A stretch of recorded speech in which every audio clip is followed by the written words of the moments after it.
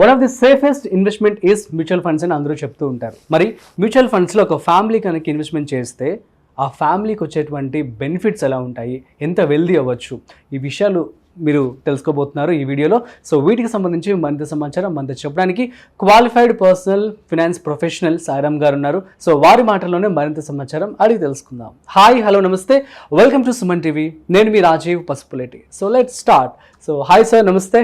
నమస్తే రాజు గారు. Yeah, so question విన్నారు కదా అండి. సో ఇప్పుడు అందరికీ అర్థమైపోయింది, మ్యూచువల్ ఫండ్స్లో డబ్బులు ఉన్నాయి, ప్లస్ సెక్యూరిటీ కూడా ఉంటుంది, మంచి రిటర్న్స్ కూడా రావడం జరుగుతుంది. మరి ఒక ఫ్యామిలీని ఎగ్జాంపుల్గా తీసుకొని వారు కనుక పెట్టుబడి పెట్టినట్టయితే సో ఫ్యామిలీకి ఎలాంటి భరోసా కలుగుతుంది, వారి యొక్క వెల్త్ అనేది ఎలా క్రియేట్ అవుతుంది, ఒక చిన్న ఎగ్జాంపుల్ చెప్పగలరా? ఈ రోజుల్లో చాలా మంది వచ్చేసరికి నెలకు 1 lakh ఫ్యామిలీ మొత్తం కష్టపడితే ఈజీగా సంపాదిస్తున్నారు. అవును, కానీ నెల మధ్యలో వచ్చేసరికి అకౌంట్లో డబ్బులు ఉండట్లేదు. That is true. ఇది కామన్ సిచ్యుయేషన్ అవుతుంది. సో చాలా మంది ఏంటంటే ఫ్యూచర్ని ఈఎంఐల మీద నిర్మిస్తున్నారు. క్రెడిట్ కార్డ్ ఈఎంఐ కానీ లేదా బ్యాంక్ నుంచి తీసుకోవడం కానీ. సో వాళ్ళ ఫ్యూచర్ ఇన్కమ్ ని కూడా ఇప్పుడే స్పెండ్ చేసేస్తున్నారు. అండ్ ఎమర్జెన్సీ ప్లానింగ్ అనేది అసలు ఏ మాత్రం చేయట్లేదు. టర్మ్ ఇన్సూరెన్స్ తీసుకుంటేనేమో అదేదో బ్యాంక్ కోసమో లేకపోతే అడ్వైజర్ కోసం తీసుకున్నట్టు 1 crore 2 crores ఇక అంతే. వాళ్ళ ఫ్యామిలీకి ఎంత అవసరం అంత తీసుకోవట్లేదు. సో 40 lakhs వచ్చినోడు కూడా 1 crore, 10 lakhs వచ్చినోడు కూడా 1 crore.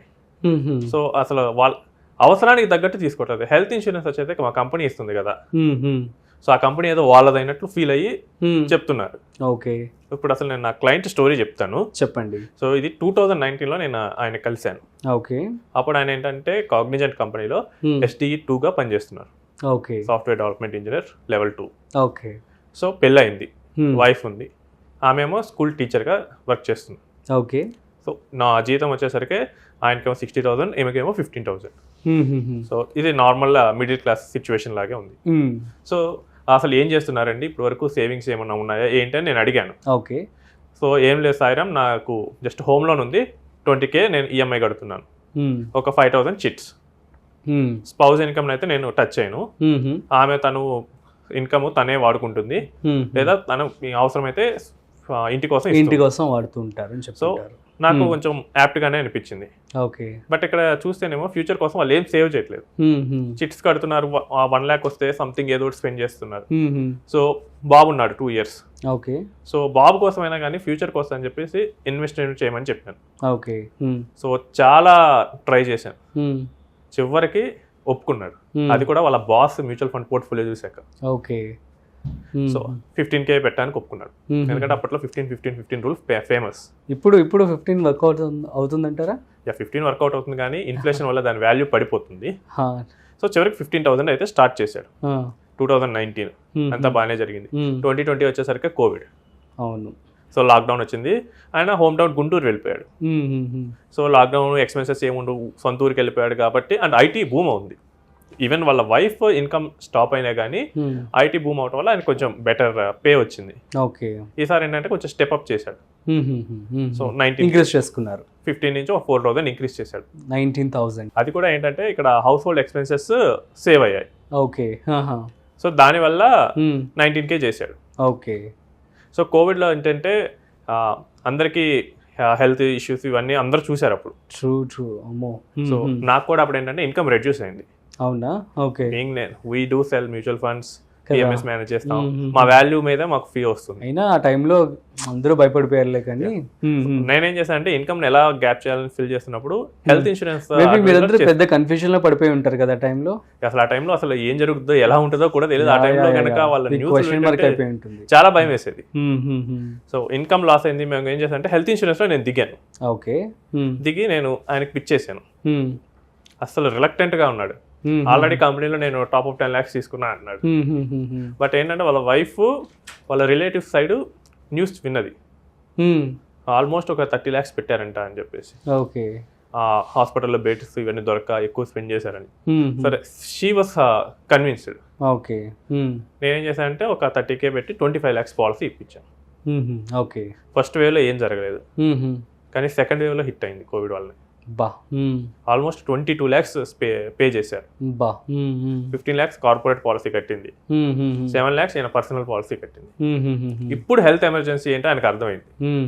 నెక్స్ట్ రెన్యువల్ కి 25 lakhs 75 lakhs పెంచాడు. అవునా? అండ్ నెక్స్ట్ 2021 ఎండ్ కల్లా వచ్చేసరికి జాబ్ కూడా షిఫ్ట్ అయ్యాడు. జాయినింగ్ బోనస్ F&F సెటిల్మెంట్ ద్వారా ఒక 5 lakhs వచ్చాయి. ఇప్పుడు ఈ 5 lakhs ఏం చేయాలి? ఎస్డబ్ల్యూపీ కాదు, ఆయన ఏంటంటే హోమ్ లోన్ ఉంది కదా, ఓకే, లోన్ కొంచెం ఎక్కువ తీసేస్తాను.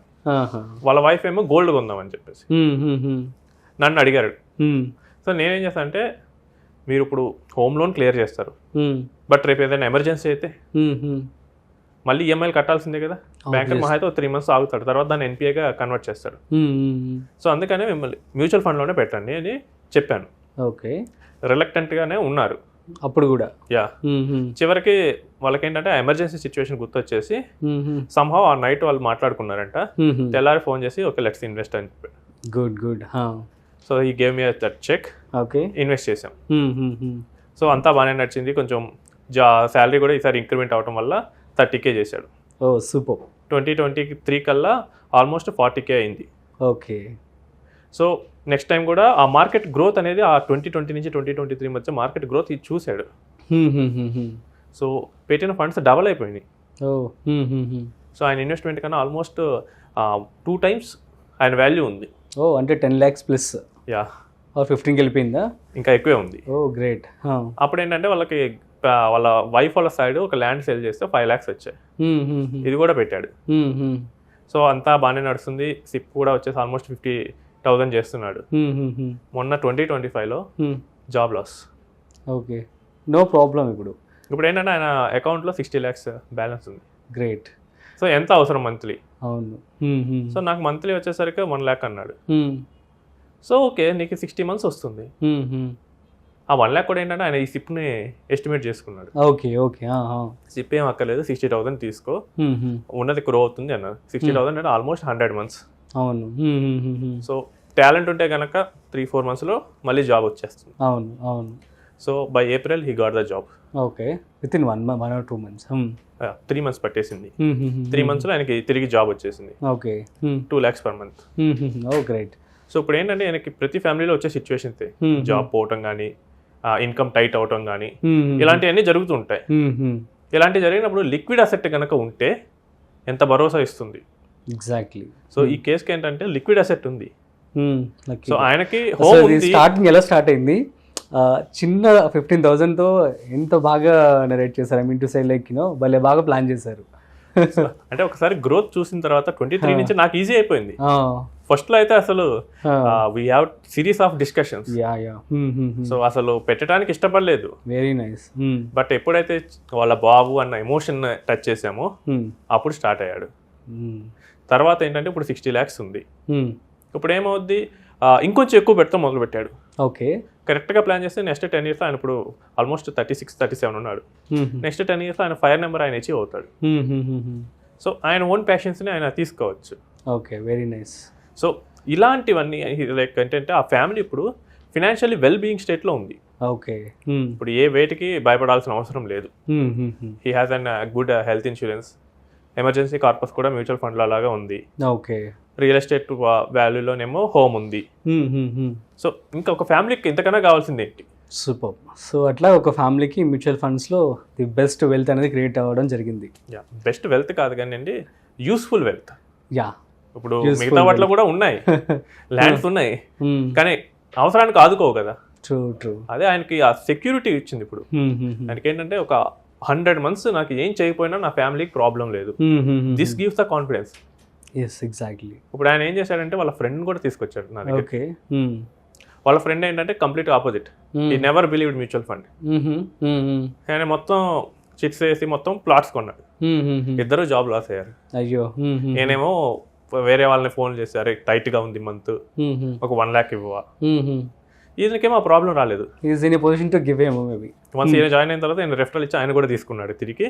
ఓకే. సో అప్పుడు వాళ్ళు డిస్కస్ చేసుకున్నప్పుడు ఇదిరా జరిగిందంటే దెన్ ఆయన రియలైజ్ అయ్యి అప్పుడు పెట్టడం స్టార్ట్ చేస్తారు. Very nice. ఓకే, ఒక లిక్విడ్ అసెట్ ఉంటే ఇంత కాన్ఫిడెన్స్ మనకు వస్తుంది. సూపర్.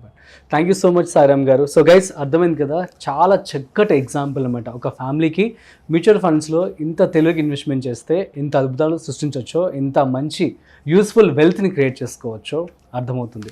సో మీకు అందరికీ కూడా అర్థమైందని చెప్పి అనుకుంటున్నాను. So that's it. సో మరొక ఇంట్రెస్టింగ్ కాంటెంట్తో మళ్ళీ కలుద్దాం. అంతవరకు చూస్తూనే ఉండండి సుమన్ టీవీ.